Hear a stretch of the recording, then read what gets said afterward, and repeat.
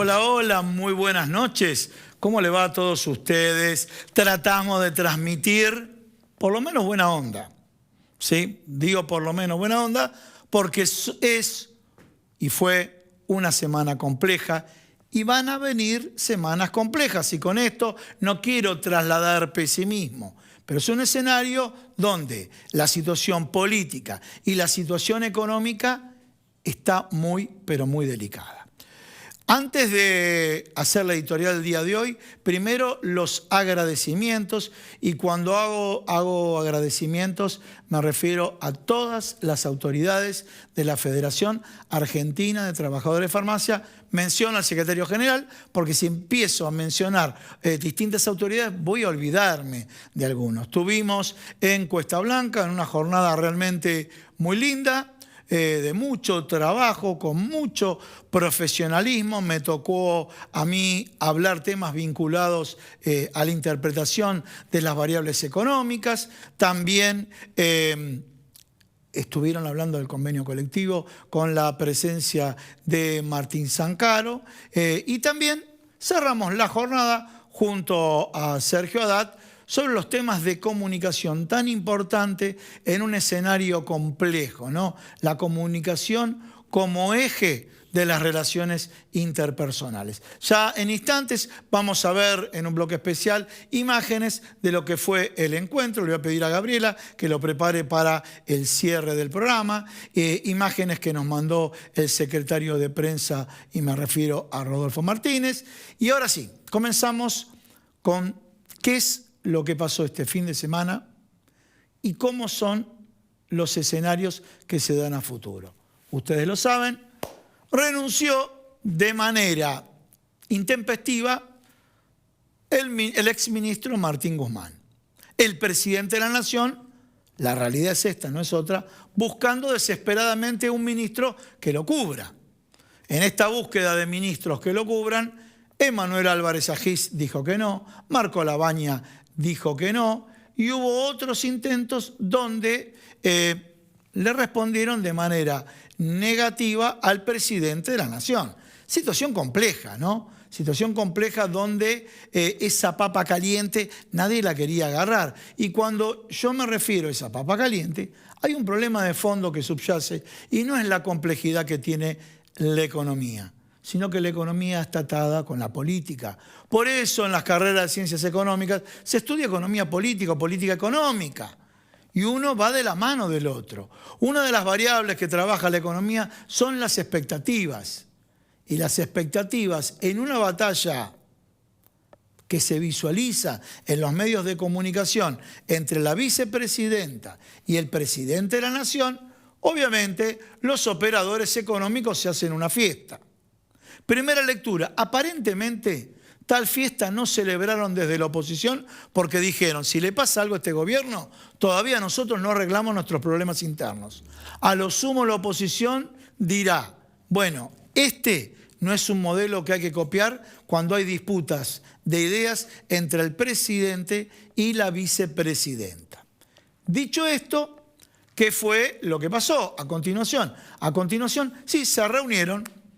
Primero fue el famoso tema de la llamada telefónica, donde realmente para la población en general, le digo más a todos ustedes, para los propios votantes del Frente de Todos, que no se hablan entre ellos y que uno le diga al otro, no, llama vos, o sea, yo espero que me llame, y no se hablen cuando el país de pronto parecía una bomba de tiempo, realmente, como mínimo, llama mucho la atención, y como mínimo es una dura advertencia a una coalición gobernante. Primera lectura, parece que no, en este país no sabemos gobernar con coaliciones cuando hay diferencias dentro de las coaliciones. Coalición que ganó legítimamente en las elecciones, en la cual se propuso una fórmula. En esa fórmula, convengamos, la vicepresidenta de la Nación hizo el mayor aporte de votantes, pero la fórmula es presidencialista. Entonces, este esquema de no comunicación juega con todos los actores de la economía. Actores de la economía donde tenemos mercados internacionales, tenemos acuerdo con el Fondo Monetario Internacional, tenemos deuda contraída en pesos. Y un dato, ¿sabían ustedes que Bolivia tiene un alto índice de reservas en su Banco Central? Chile tiene muchas reservas en su Banco Central. Escuchen esto, Brasil aproximadamente 300 millones de dólares, 250, ¿sí? millones de dólares en el Banco Central. Una cifra similar o superior, México. Y la pregunta que se hace en todos estos países latinoamericanos, tienen muchas reservas en el Banco Central. La primera respuesta que te dicen es para no caer en el Fondo Monetario Internacional. Nosotros caímos. Y esta lectura, por eso la oposición dice, bueno, se están debilitando en nuestro momento, pero en el 2023. No es nuestro momento ahora. Están pasando este gobierno lo peor de la crisis. Y nosotros, oposición, todavía no estamos tan sólidos como para poder armar una coalición que así lo marque. A ver, ¿quién es Horacio Rodríguez Larreta, que cayó en las encuestas? ¿Quién es Patricia Bullrich, que va hacia un núcleo duro? ¿Quién es Javier Milei dentro de la oposición? ¿Quién es Facundo Manes? ¿Quién es Mauricio Macri, que consecuencia del debilitamiento de este gobierno empieza a tener más exposición mediática? Bueno, todo a ellos lo que le suma y lo que le interesa es el tiempo. Tiempo que lo tiene acotado el gobierno nacional. ¿Por qué lo tiene acotado? Le queda 1 año y medio y asume el Ministerio de Economía Silvina Batakis. Más allá de quién es Silvina Batakis, fue ministra de Economía de la provincia de Buenos Aires, con la gobernación de Daniel Scioli, donde cuando asumieron la provincia de Buenos Aires una situación explosiva. Ahí estamos viendo las imágenes de asunción de Silvina Batakis. Pero le quiero decir a todos ustedes, la provincia de Buenos Aires es el 40% de la población y si queremos establecer una relación, es el 40% del Producto Bruto Interno del país. Quiere decir que es una ministra que manejó como mínimo casi la mitad del país manejando una economía en la provincia. Que no es lo mismo, sí, no es lo mismo, pero sin embargo tiene cierta experiencia. Y también no podemos poner en duda el temple que decidió aceptar el Ministerio de Economía cuando muchos economistas, sexo masculino, dijeron yo esta papa caliente no la agarro, porque ¿cuál era el argumento por el cual no aceptaron? No podemos aceptar si vamos a salir con una política económica y a los 3 meses la vicepresidenta empieza a castigarnos. Esto decidió asumirlo Silvina Batakis. Dijo, yo me hago cargo de esto. De hecho, Silvina Batakis hace 2 días ya se comunicó con las autoridades del Fondo Monetario Internacional. Es así. Les guste o no les guste, tiene que hablar con los organismos de crédito internacionales que son los que nos van a tener atado a la cuerda. Atado a la cuerda con distintos aspectos. Inflación realmente descontrolada. Por otro lado, nos encontramos con los tipos de cambio. Un país que tiene diversidad de tipos de cambio. Si uno cuenta los tipos de cambio con las retenciones, hay 17 tipos de cambios diferentes, pero sintetizado en 3 grandes grupos: el tipo de cambio oficial, los dólares financieros y el mercado blue, si lo queremos simplificar de esa manera. Pero como la economía trabaja con expectativas, y si las expectativas es que no hay control de la gestión, obviamente los que tienen mayor poder en la toma de decisiones van a marcar la cancha y van a especular. Van a especular de forma tal como pasó el primer día, el día lunes, donde ustedes iban, fíjense lo que le estoy diciendo, iban a una ferretería y le decían, mirá, te vendo cantidades mínimas. Iban, por ejemplo, a un corralón y te vendían cantidades mínimas. ¿Por qué? Porque los proveedores no le estaban entregando mercaderías. Otros decidieron no vender, otros decidieron no cerrar el negocio, pero no distribuir productos o no comercializarlos porque no tenían precios.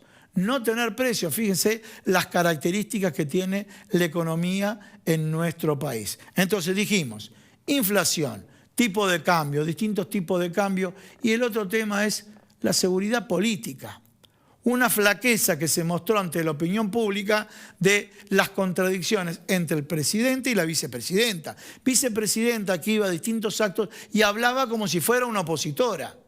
Y estos son señales que los mercados la leen. Si hay diferencias, y les recuerdo a Borgen, que se junten, que digan, en esto coincidimos, en esto disentimos, pero ante los medios de comunicación no publicamos y salimos a hacer alarde de las diferencias.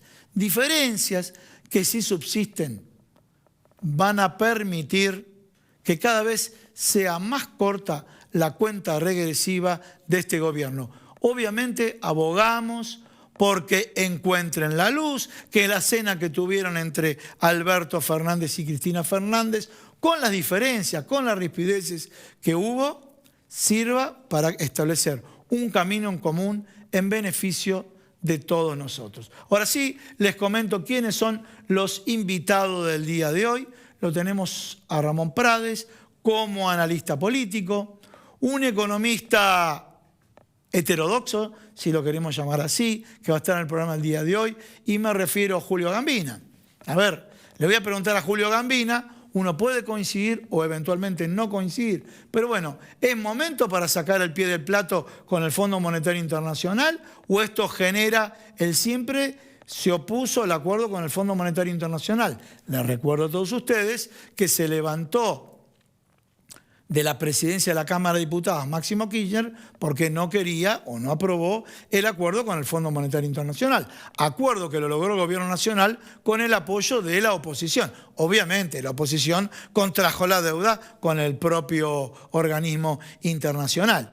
Y vamos a cerrar con Luis Autalán, que es periodista, que trabaja muchos temas gremiales, y quiero saber un poco cómo están viendo desde las centrales de los trabajadores este conflicto interno que tiene la coalición gobernante y de pronto si le representa o no amenazas que el próximo escenario político sea con otro signo. Todo esto acá, en instantes, en Unidad Federal.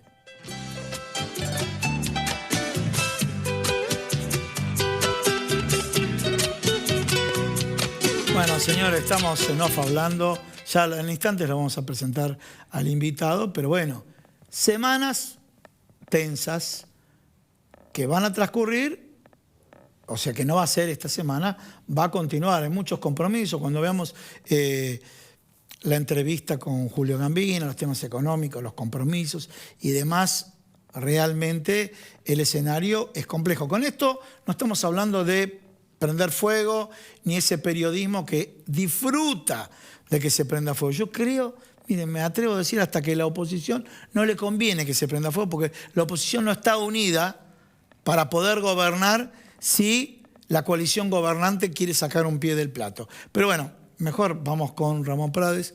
Muchas gracias por estar acá en el programa. Muchas gracias por la invitación. Bueno, quiero tu lectura y a partir de tu lectura te voy repreguntando. Si no, vamos a hacer lo que no quiero que hagan otros colegas, es condicionar a la entrevista. A ver, ¿cómo arrancás vos esta crisis, este conflicto? Mira, un colega tuyo el otro día escribía en Twitter, decía algo así como: en tiempos turbulentos hay que ver las instituciones permanentes. Nombraba la CGT, la justicia y la iglesia. Sí. Y otra cosa que decía es: hay que ir a los bares, hay que caminar la calle y ver qué está sintiendo la gente.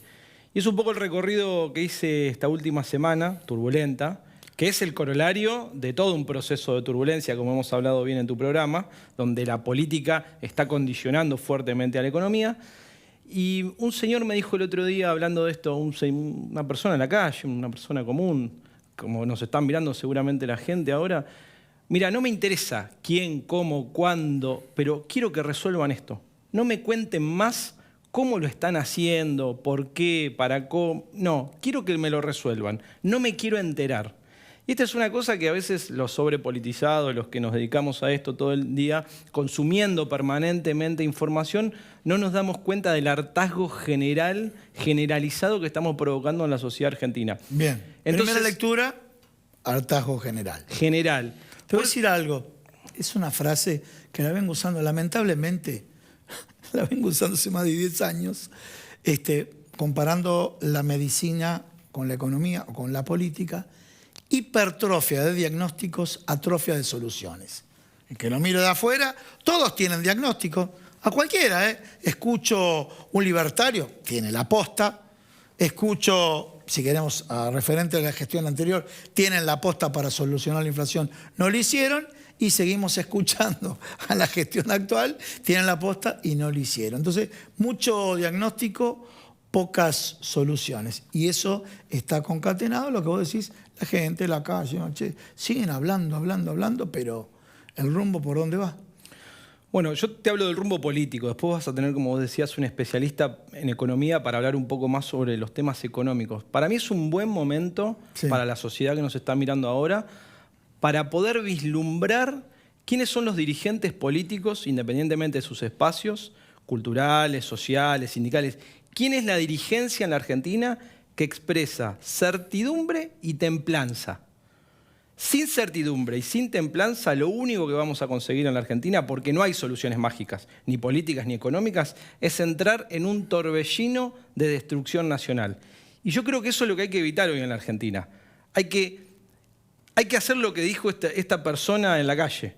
No me cuenten más estos diagnósticos que vos decís. No me expliquen más que el fondo sí, que el gasoducto, que el otro. Tengo un matete que no puedo trasladar a mi vida, que mi vida se trata todos los días de laburar, de levantarme a las 5, 6 de la mañana, tomarme un bondi, un tren, abrir la fábrica, trabajar en el campo, en la industria, en el comercio, en lo que sea. Necesito templanza y certidumbre para llegar a un fin de año con un horizonte. La política, como bien dijimos muchas veces acá en tu programa, tenía que cumplir ese rol y la dirigencia está demostrando no estar a la altura de las circunstancias. Ninguno está a la altura de las circunstancias. Entonces, y el corolario lo tuvimos también con Martín Guzmán renunciando intempestivamente un sábado a la tarde, ¿no? Entonces yo creo que este es un momento desde la política para transmitir tranquilidad. Sin tranquilidad, sin recuperar confianza, no va a haber ningún plan macroeconómico de estabilidad posible. Es imposible construir un sendero de crecimiento y estabilidad. Te interrumpo. Si no bajamos un poco los decibeles. Bien, hablas de bajar los decibeles, te interrumpo. ¿Son conscientes las dos partes de la coalición gobernante del impacto de estas diferencias explícitas ante la población? No lo sé. Ayer se habló mucho de eso en la CGT, como te decía recién, en una reunión muy importante. Tengo entendido que esta semana va a haber otra reunión de ese calibre con gobernadores y algunos funcionarios. Está habiendo muchas reuniones con empresarios. Lo que pasó la semana pasada fue tremendo. Se cortó en seco la posibilidad de pagar en términos de importaciones con los dólares. Eso es algo que no había pasado nunca en la historia argentina. No que no se administrara el comercio exterior, sino que se cortara en seco la posibilidad de pagar importaciones que ya estaban hechas, insumos claves para la producción de la Argentina. Cuando hablamos acá muchas veces de qué significaba el acuerdo con el Fondo Monetario Internacional, yo te decía que para la política significaba un intento de ganar tiempo para reconstruir el crecimiento que el gobierno anterior había destruido, empresas, trabajo, etcétera. Que podía ser discutido determinadas cosas variables de ese acuerdo, ¿no? Pero había un acuerdo, una hoja de ruta que nos permitía a todos ganar tiempo, de vuelta. Confianza de un futuro posible, para resumirlo. Bueno, eso voló por el aire. Yo no sé si son conscientes o no. Lo que sí tengo bastante en claro es que acá no hay un problema de formas. Viste que se habla mucho de la lapicera sí, la lapicera no, y también lo hemos hablado en tu programa, la lapicera como símbolo de moderación, como símbolo de formas. Hay un sector del gobierno que dice, el presidente le falta agallas para tomar definiciones. Y ese mismo sector cree que a pura agallas se pueden ganar un partido de fútbol. Es como si 11 compañeros muy bien motivados de un barrio le pudieran ganar a la selección de Alemania solamente porque tienen voluntad de vencer. Sí. La voluntad de vencer es trascendental, pero acá lo que hay es la necesidad de construir una idea integral de hacia dónde se quiere ir. Sí. Entonces, el cambio que tuvimos con la ministra de Economía es un cambio que yo considero muy positivo. Conoce a todos los actores de la economía argentina, tanto sindicales como empresariales, conoce, sabe, manejó quizá la provincia más complicada que hay en la Argentina. Sí, que la aparte de del 40% de la población argentina. Absolutamente. Presumo que un número similar del Producto Bruto Interno del país. O sea que no manejó un kiosquito, manejó a ver, que no se ofenda una provincia más chica, sino en cuanto a la envergadura, complejidad, problemática, intereses contrapuestos, intereses creados, tienes experiencia. Ahí, obviamente, es un dato importante. Lo lamentable, que después lo hablaremos con Julio Gambina, bueno, en el contexto internacional no es conocida, y un fondo buitre que salió con una declaración que, bueno, trajeron a un piromaníaco a apagar el incendio. Obviamente había que calentar el clima para ver si los mercados emergentes pueden hacer más plata especulando, ¿no? Y justo República Argentina, nosotros, ¿no? Bueno, gobernar es explicar, dijo un expresidente brasilero que fue a su vez ministro de Economía. Es muy importante, la economía no funciona en el aire. ¿Cardoso te referís? Exactamente, no hay economistas internacionales. Hay economistas que están anclados a su situación de su pueblo, que tiene que ver con los factores productivos concretos, reales, con los actores. La economía se hace de palabra también. Bien, vamos a hacer un pequeño paréntesis para ir dejando algunos temas. Que esto lo instaló la vicepresidenta, también no lo dijo explícitamente el presidente. Vos lo dijiste Brasil. Y me mencionaste a Enrique Cardoso. Sin embargo, le recordamos a la gente que en Brasil vos te compras una propiedad y es en reales, no es en dólares. Y el kiosquero que está acá a la vuelta tiene unos manguitos y va a comprar $100. Y no lo estoy criticando, ¿sí? Pero es un dato objetivo.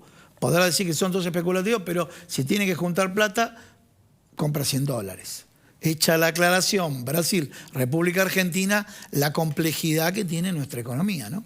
Sí, se ha hablado muchísimo del problema de la inflación, que es multicausal, nadie duda, que sin duda hay un componente cultural. Ahora, más allá del componente cultural o no, emitir 280.000 millones de pesos para recomprar propia deuda, es decir, para financiar el propio tesoro, tiene un efecto inflacionario innegable en el mundo entero y acá también. Entonces, si bien hay un proceso inflacionario en el planeta, producto de la guerra, esto es un tema también que hemos hablado, la Argentina tiene que definir a qué quiere jugar. A mí me preguntan diferentes empresarios, sindicalistas, sobre el futuro político de la Argentina y siempre escucho lo mismo, que es lo que vos decías recién. Si nosotros como país no definimos a qué queremos jugar, qué queremos hacer, están pasando cosas muy buenas en este gobierno. En el marco de todo esto. Por ejemplo, el otro día hablaba con el presidente de Tandanor, está en Francia en este momento cerrando acuerdos importantísimos. Los astilleros navales de la Argentina están explotados de producción. Así hay un montón de segmentos en la Argentina que están trabajando fuertemente.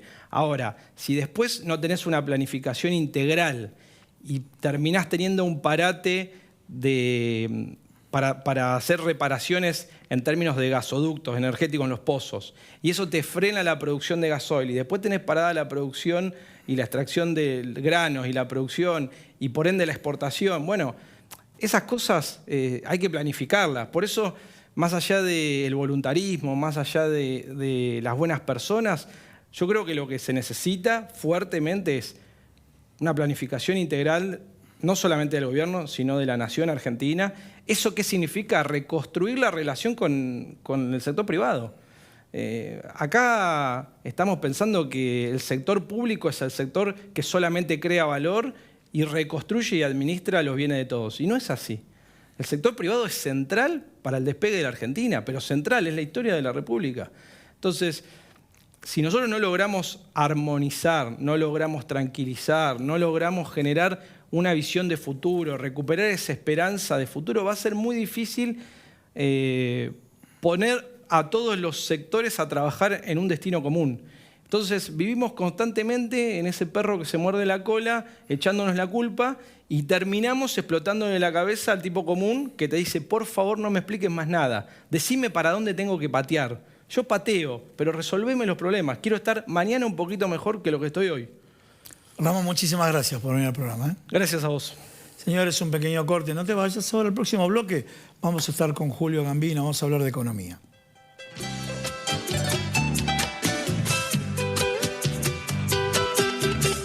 Bueno, señores, en este segundo bloque del programa comenzamos protocolarmente presentando a Julio Gambina, economista. Bueno, también lo han llamado de varios lugares, bueno, para que nos cuente lo que está pasando. Pero yo voy a empezar por la pregunta, miren, la pregunta más fácil, la pregunta más simple. Querido Julio Gambina, ¿directamente hay que despegarse del Fondo Monetario Internacional? Absolutamente. Para vos te contestás rápido. Entonces, No, disculpame, me van a decir algunos. Te sigo repreguntando. No, son inconscientes. Sí, ¿Se puede? Totalmente. A ver. Yo te lo argumento. Mirá, primero, ya sabemos lo que es estar atado al fondo. Ya sabemos. Sí. Parte de la discusión de estos últimos meses, dentro de la coalición gobernante, fue el acuerdo con el fondo. Incluso está en discusión un impuesto a las rentas inesperadas como para obtener fondos y pagarle al fondo. Es parte de la discusión. Sí. O sea que hay múltiples discusiones en torno al acuerdo con el Fondo Monetario Internacional, dentro de la coalición gobernante, sin plantear que hay un espectro político a la izquierda del gobierno y en el movimiento popular que está en campaña por anular el acuerdo con el Fondo Monetario. El próximo 9 de julio hay movilización callejera y te anticipo que va a ser importantísima. Desde el Obelisco a Plaza de Mayo. Y hay una demanda de que la Argentina tiene 9 de julio, Día de la Independencia. Tiene que plantear un corte de su vínculo con el fondo. Es una hipoteca impagable hasta el 2034. Yo creo que la sociedad argentina todavía no dimensiona lo que es eso.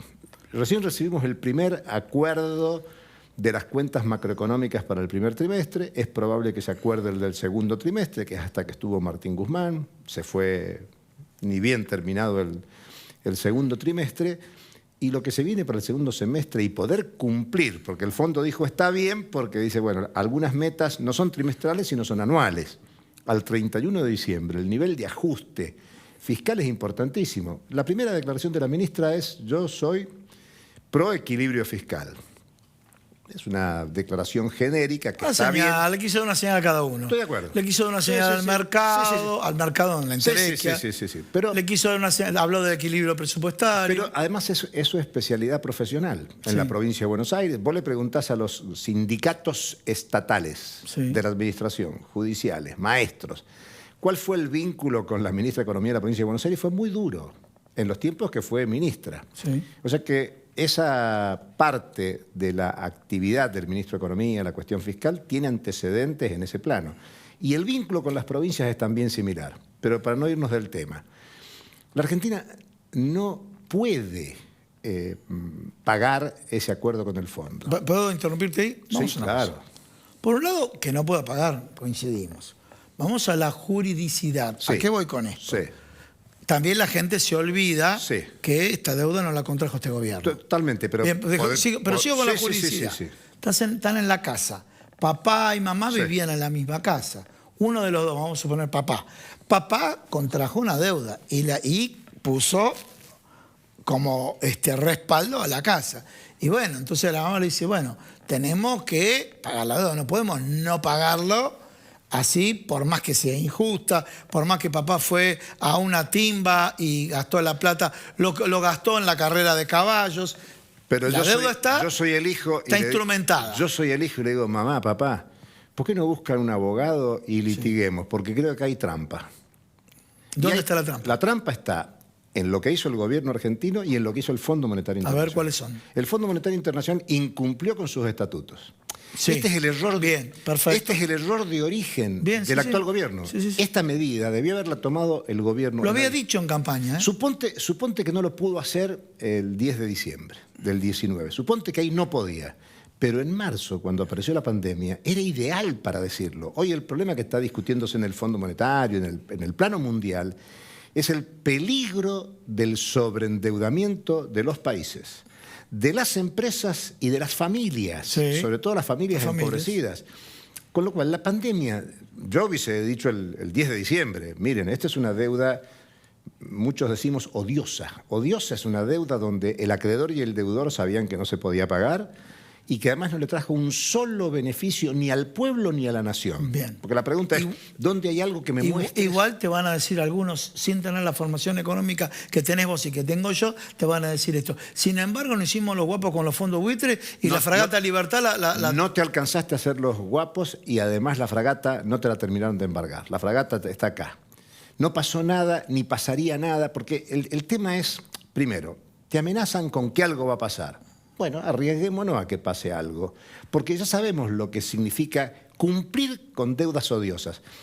El antecedente no es solo la deuda de Macri. En rigor, nosotros venimos arrastrando un problema desde la dictadura militar. Sí, señor. Yo te he dicho varias veces, y lo insisto, todos los turnos presidenciales, todos, sin escaparle a ninguno, desde el 83 para acá, renegociaron la deuda diciendo se acabó el problema. 22 acuerdos, ¿o no? Sí, pero más allá de los acuerdos con el fondo, toda la deuda ha sido renegociada. Estoy hablando de los canjes de Alfonsín, los canjes de Menem, los canjes de la Rúa, los canjes de Néstor, de Cristina, los canjes de Mauricio Macri. Ni bien empezó, lo primero que hizo es acordar con los fondos buitre. Y ni siquiera se ha resuelto el tema. Todavía hay bonos impagables. Le dijo, ¿cuánto piensan que le debemos? Eso le pago.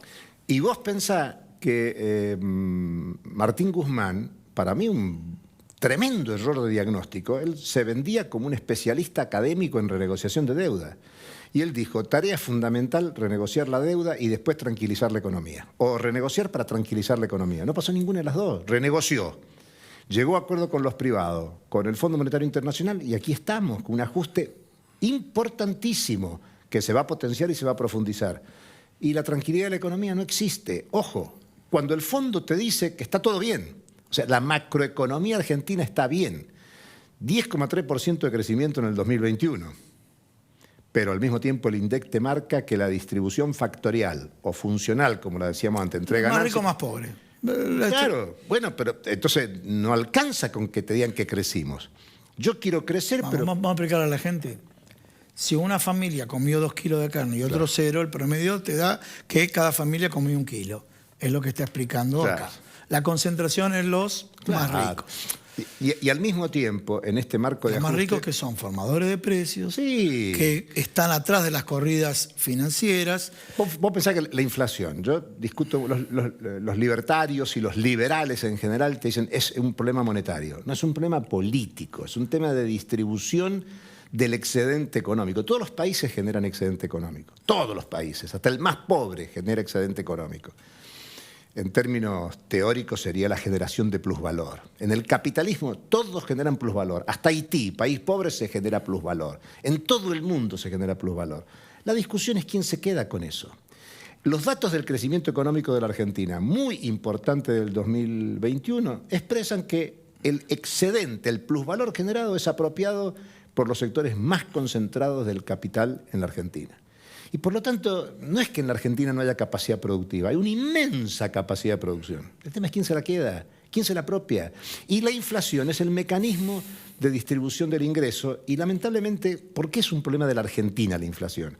Porque la Argentina tiene un Estado que no es capaz de disciplinar a la sociedad en su conjunto. Vos decías bien recién, el kiosquero que le sobran y compra $100. Y tenés razón en no criticar al kiosquero. Si cualquiera puede comprar $100, como una forma de resguardo lo hace, porque el kiosquero no lo hace para acumular. O para especular. Lo hace porque está defendiendo su mínimo ingreso. Lo puede hacer un jubilado, una jubilada, lo puede hacer un trabajador. La reserva de valor. Claro, está cuidando lo poquito que tiene. Eso no está mal. El tema son las condiciones.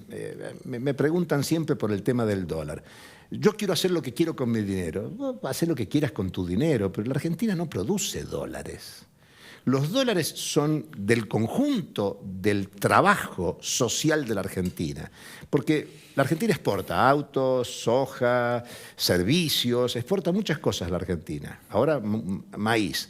Pero la pregunta es, ¿que es del gran exportador los dólares? No, son del trabajo social que hay en torno de 1 tonelada de soja, de 1 tonelada de maíz, de un automóvil, de lo que vos quieras. Hay mucha gente atrás. Yo doy un curso al exterior, vendí servicios. Cobro en euros, cobro en dólares, en yenes, en yuanes, pero atrás de mi capacidad docente está la escuela primaria, la escuela secundaria, la universidad pública, en mi caso, pero podría ser la privada.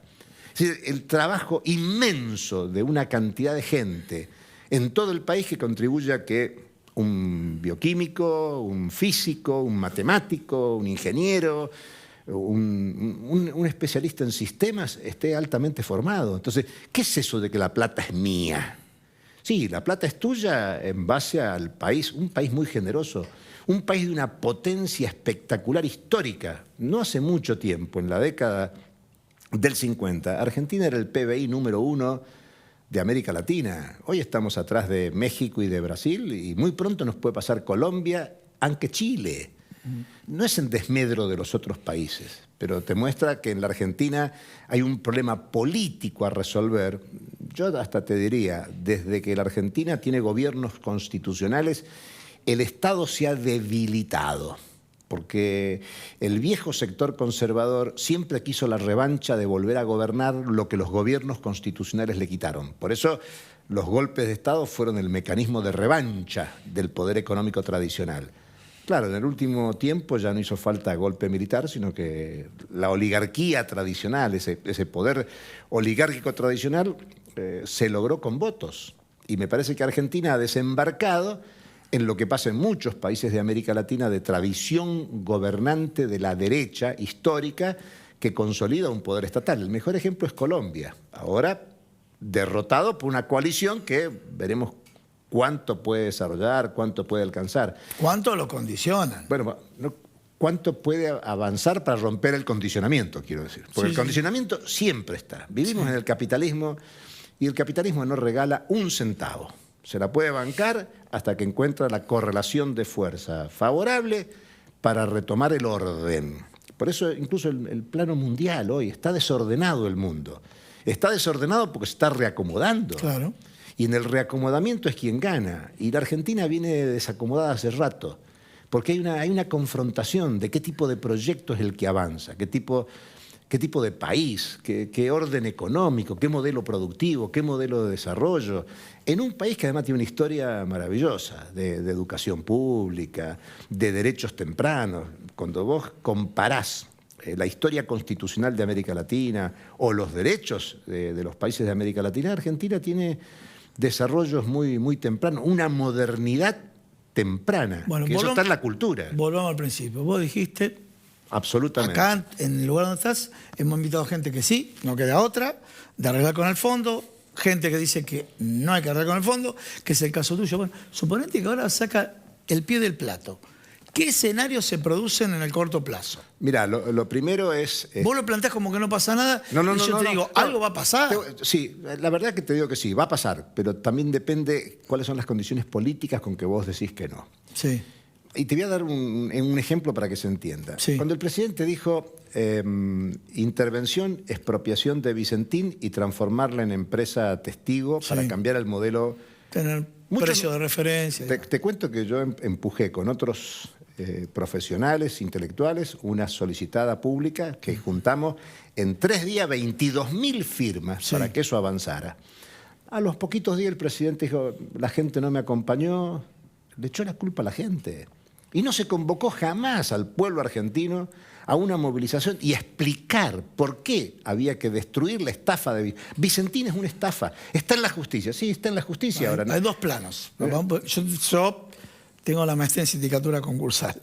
Hay unos errores por parte del gobierno, desde el punto de vista de en qué momento correspondía el criterio de oportunidad, en qué momento correspondía el planteo, la expropiación y demás. Fue, la verdad, un error estratégico terrible el momento. Hay dos causas. La del concurso, que está armada en un paquete a la medida de Vicentín, y después las causas penales que van para adelante y se están dando cuenta de las maniobras que hicieron todos los integrantes del directorio. Mira, yo quiero que me entiendas. Entonces, Vicentín y FMI. Te voy a dar otro ejemplo y en el mismo sentido. Vamos. Porque yo creo que la opinión pública, organizada y movilizada, decide. Sí. Yo fui secretario parlamentario de Floreal Gorini en el año 95-97, diputado comunista. Sí. Y llevamos un proyecto a la Cámara de Diputados de anulación del punto final y la obediencia debida. Nos dijeron que eso era imposible, porque vos sabés que la anulación tiene efectos retroactivos, hablando de los jurídicos. Sí, los jurídicos. Sí. Nos dijeron que era imposible. Y desde el FREPASO se lanzó una iniciativa de derogación. Bueno, lo que salió fue la derogación. Pero en el 2001-2002, con la situación popular que había, el gobierno de Néstor Kirchner habilitó que esa misma ley que habíamos presentado nosotros, presentada por Patricia Walsh, se hiciera realidad. Y vos hoy tenés, ahora han salido fallos con sentencias muy importantes que tienen que ver con lanzar cuerpos desde los aviones, militares presos y Aprovechá que lo condenados. dijiste. Aprovechamos que este fin de semana pasado murió Chicolás. Señores, se reconoció públicamente en ese juicio que arrojaban gente de los aviones, ¿no? Claro. Porque la gente se olvida también. Por eso hay que decirlo, pero yo el ejemplo que estoy señalando es que cuando nosotros propusimos en el Parlamento una ley de anulación, nos dijeron es imposible. Es la respuesta jurídica. Pero no alcanzan los tiempos, pero a ver, te digo, Chile tiene reservas en el Banco Central, Bolivia tiene reservas, Brasil tiene reservas, distinta ideología, ¿no?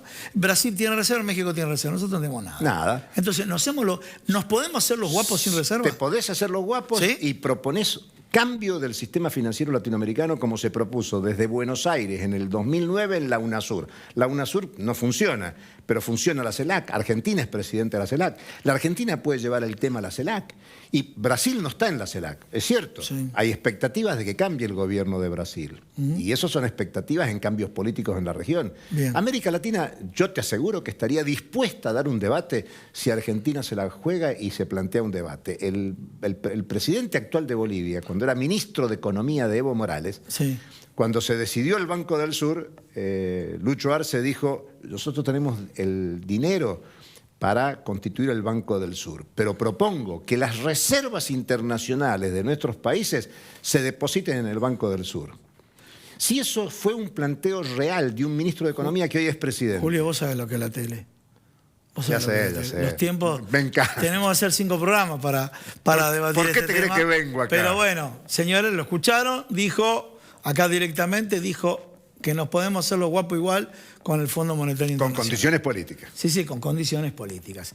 Desde ya, muchísimas gracias. Un pequeño corte, porque lo que viene un colega, periodista, amigo, Luis Sautalán. Vamos, quiero saber un poquito, porque Luis tiene mucha data. ¿Qué pasa con la CGT, con el movimiento obrero, en este escenario complejo de aguas turbulentas? No te vayas.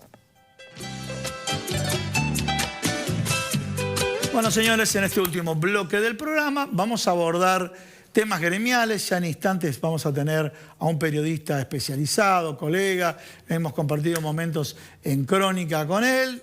También está en BAE Negocios. Pero ahora quiero recordarle a todos ustedes las jornadas que se realizaron la semana pasada en Cuesta Blanca, que tuve el honor de participar. Como les comenté anteriormente, vamos viendo las imágenes, ¿sí? Bueno, acá vemos la entrada del hotel de Cuesta Blanca, realmente maravillosa la atención. Está el secretario general Sergio Haddad y ahí vemos la mesa. Bueno, lo distinto, está el secretario general, el secretario adjunto, el gerente general de la federación, que habló del convenio colectivo de trabajo, y acá las mesas de trabajo. Este fue el taller de comunicación, me tocó a mí, muy participativo, realmente. Bien. Los grupos con un desafío impresionante, comunicación en distintos contextos. Acá lo estamos viendo al secretario general de La Plata, a ver si podemos seguir viendo las imágenes. Acá, fíjense atrás, el cartel dice comunicación verbal y los aportes que hacía el secretario general acompañado por el secretario adjunto. Acá estamos viendo a los distintos equipos integrantes de los talleres y bueno, se hizo a través de casos y acá está la defensa de cada uno de los casos. Negociación en una paritaria, comunicación de novedades de la federación, bueno, distintos aspectos que hacen al manejo de la conflictividad con herramientas profesionales. Miren la cantidad de gente que asistió a dicho evento. Desde ya, en nombre propio, el agradecimiento a toda la federación. Y ahora sí, lo estamos viendo en pantalla. Luis Sautalán, ¿cómo te va, querido Luis? Bueno, como sos hombre de medios, sos hombre de televisión, de gráfica y demás, sabés que los tiempos no dan. Sí. Que los tiempos no Gracias dan. por la cortesía. Pero por favor, por favor. Pero bueno, contanos un poco. Ya abordamos en el programa todo el desorden que generó la renuncia de Martín Guzmán. Sí. Hablamos, primero hicimos un abordaje político, después un abordaje económico. Y yo quiero ver el tema de la visión de los trabajadores. Vos que tenés mucho contacto con todos los gremios, bueno, ¿qué es lo que está pasando, no? La primera sensación, bueno, estamos mal, pero este ruido puede ser un llamado a invitar a la oposición que tiene un discurso antisindical, ¿no? ¿Cómo lo están viendo los distintos referentes gremiales? Bueno, primero y principal, que a esta altura podríamos estar hablando de los actos de homenaje a Perón. Sí. No pasó una semana y ya parece que hubieran sucedido se diluyó, años. Se diluyó. Viene el enfoque. ¿Qué puede pasar con esto? ¿Cómo impacta esto en el fin de semana? Si me dejas elegir no una metáfora y sí una referencia del movimiento obrero, te voy a dar el antiejemplo. Sí. La CGT, Sí. que también el domingo palpitó la definición del sucesor o sucesora de Martín Guzmán, ¿sabés dónde dio el ejemplo? Todos sabemos que está integrada por diferentes bloques. Sí, sí, sí. Cada uno tenía su preferencia para un ministro. Sí. Con la designación de Batakis, los que no estaban conformes también estuvieron en la Casa Rosada. Y esto es fundamental, ¿por qué? Porque si pensamos que también los dirigentes sindicales pueden ser arrastrados por algo malo que pase de todo esto que está sucediendo, tienen su responsabilidad. Y tienen sus internas, pero las dejaron de lado para enfrentar el escenario que va más allá de las paritarias. ¿Estamos de acuerdo en esto? Clarísimo, Porque sí. la economía estaba creciendo y vos lo venías remarcando. Lo que te quería dar es dos referencias puntuales cortitas. Lo que me preocupa es que la CGT da el ejemplo, aún con sus cisternas internas, Sí. de no exponerlas al aire y que, por un lado, se dirá en cuánto tuvo que gravitar o no. Estela de Carlotto y Juan José Musi en el fin de semana dejaron huellas tremendas. Estela de Carlotto. Contame más, discúlpame. Los medios, ¿sabes por qué te hago esta pregunta? Sí. Como los medios hablaron más de Carlotto y no de Musi, contame de Musi. De Musi te cuento. Bueno, Carlotto Dale. dijo, Sí. muchachos, hablen. Listo. A ver, no le dijo así, pero no usa esos términos, pero en síntesis, déjense joder, hablen. Y Musi, Sí. que habló el sábado en Ensenada, Sí. pero que, digamos, diría en términos de rock, fue banda soporte, habló con el intendente antes de Cristina, dijo algo que en síntesis es principio obrero, y es lo que te dice la CGT. La preocupación de la gente hoy, de que nos está mirando, no pasa por grandes entelequias políticas. Sí. Te está diciendo, hay más de un 70% de inflación. Sí. Y respecto a la relación Cristina y Alberto, Musi, ¿no?, que en Berazategui es rey Sí. electo, lo que dijo fue, acepto el divorcio, pero no que se abandone a los hijos. Y esta frase es tremenda porque la dijo junto a la vicepresidenta. Y el mensaje del movimiento obrero, cuando hicimos la recorrida por las repercusiones, todavía ayer, incluso con la reunión de mesa chica, te dijo, Musi habló por muchos de nosotros. Porque la definición es que, por un lado, como vos explicás siempre, los mercados no son una entelequia, son personas, y la otra es que la política tiene que dominar la economía y encauzarla. Y el movimiento obrero, con todas sus diferencias, lo que está viendo es esta señal de alerta. Una pequeña grajea. Silvana Batakis dijo algo que por simple me parece realmente alentador. Los salarios no generan inflación. Con eso ya, digamos, Es una cuestión conceptual, ¿no? es una cuestión conceptual, ¿no? Concepción conceptual que me parece muy importante. Bien, y contame un poco, bueno, estuvimos cubriendo la asunción de Silvina Batakis, vimos la presencia de varios dirigentes, o sea, políticos obviamente. Estaba Axel Kicillof, Sergio Massa, obviamente se mencionó que no estuvo la vicepresidenta de la Nación, estuvo Pablo Moyano, Hugo Moyano, ¿sí? Sí. Distintos referentes gremiales. Héctor Daer, Daer, sí. Carlos Acuña Sí. y José Luis Lingeri. Sí. La CGT tuvo presencia a tal punto que la reunión de mesa chica que se iba a realizar a la misma hora de la jura de Batakis se pospuso para cuando terminara la jura, muy simple, la jura prácticamente duró minutos, y debatieron luego en UPCN sobre todo este escenario. Bueno, ¿y sabés un off the record del debate? Hubo de récord, temas de agenda urgentes. ¿Cuáles? Quieren conocer cuál es la estrategia de Batakis. Esta simple frase que te dije. Bueno, Batakis no esa. tuvo ni tiempo de asumir. No, bueno, tuvo- pero. Sí. A ver, nos ponemos en delegados, no en dirigente de la CGT. Obvio. Los que estamos representando quieren saber qué pasa mañana. Claro, obvio. Porque el domingo fue muy fuerte que te hablaran de feriado bancario. Sí, obvio. Bueno, futuro. Estamos viendo ahí las imágenes. El fracaso de Guzmán, como lo puntualizó Pablo Moyano, para contener la inflación. ¿Qué espera para los próximos meses? ¿Qué políticas piensa hacer? Sí. sobre todo aquellos que no eran hinchas de Batakis en la previa. Pero sobre todo esto, dejó la ministra también algo para tener en cuenta. Apuntó a paritarias anuales. Hablar de eso hoy, con el índice de inflación que se espera que sea complicado, porque también un sector de la CGT está esperando manifestar su disconformidad con el gobierno, con el índice inflacionario en la mano. Y ahí podría haber una marcha que estuvo frisada. ¿Paritaria anual sin revisión trimestral? ¿Eso es lo que está diciendo? Lo marcó Batakis, Sí. que se entienda, no soy su Estamos vocero. viendo a Juan Mansur, estamos viendo los distintos asistentes. Ahí lo vemos a Axel Kicillof. ¿Sí? Lo marcó Batakis como ideal. Yo creo que en este momento es imposible. Obvio. Vamos a poner que por estas horas la UOM negocia su revisión paritaria y es un acuerdo, el primero junto con el de ladrilleros, que se firmó por el 45%. O sea, ni siquiera con derrota digna. Hoy lo están negociando. Ahí te da un marco de qué es lo urgente y qué es lo que se puede venir.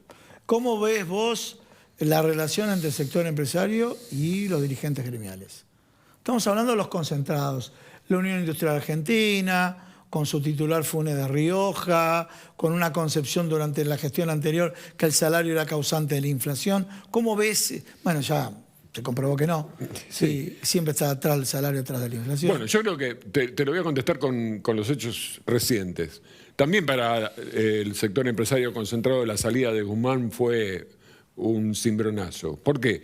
Porque cuando se estaba discutiendo, sí, paritarias, pero también suma fija y bono, el acuerdo de CGT, UIA y el gobierno fue no, dinámica paritaria.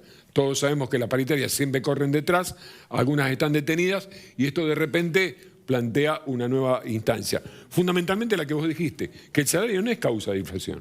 Bien, y tengo esta pregunta, vos como hombre conocedor y demás, en un escenario de paritarias, ¿sí? Que el gobierno diga, bueno, el contexto es complejo, para bajar un poco, estamos hablando de los trabajadores en relación de dependencia cuya participación disminuyó en términos relativos en los últimos años, ¿sí? No, te sumo un dato. Decime cuánto se está perdiendo en salarios en dólares. Bueno, decime, éramos para Mauricio Macri era el salario más alto en dólares, ahora nadie dice que es el más bajo en dólares, ¿no? Pero bueno, ese también es una comparación falaz, también otro tema, ¿no? Otro tema vinculado con el cómputo en salarios. Pero bueno, como que el gobierno decida hacer un pago a cuenta de futuros aumentos para bajar un poco, ¿es malo o es bueno cuando en simultáneo se negocian paritarias? Yo creo que es uno de los temas que anoche no me consta, ¿no? Pero me animo a suponer que es uno de los temas que podrán, quizás habrán conversado el presidente y su vice en la reunión que tuvieron en esta cena. Sí. Porque era uno de los puntos confrontativos. O sea, el gobierno discutió su política salarial al aire, en la grieta del Frente de Todos, Sí. que es un antecedente que no existía en la historia. Y uno de los puntos fundamentales es el que vos marcás, que a esta altura del deterioro del poder adquisitivo, y bueno, va a tener que haber alguna medida. Si esto tiene consenso, bueno, ¿sabés lo que te dicen en la CGT? Esto son decisiones políticas y nosotros no hacemos política. Los entiendo, pero como arrancamos hablando, estamos en lo que dijo Musi, ¿no? Sí. En el 70% para No arriba de la abandonan a los inflación. hijos. Muchísimas gracias, Un placer, muchas gracias por tu invitación. A vos, Señores, sí, vamos a los chivos, a ver si me toma acá el cameraman, porque tenemos que hacer los agradecimientos, y no son chivos, y cuando digo agradecimientos, yo me estoy parando acá porque tenemos que agradecer a Sastrería Windsor, está ahí abajo, @Sastrería Windsor, esta camisa, mira lo que es este pañuelito, a ver, acércate acá, a ver acá, este pañuelo, mira lo que es, estos detalles, ¿a quién corresponden? A Sastrería Windsor, que te van a asesorar en la calle Maipú 843. Nos vemos la semana que viene acá en Unidad Federal. Chao.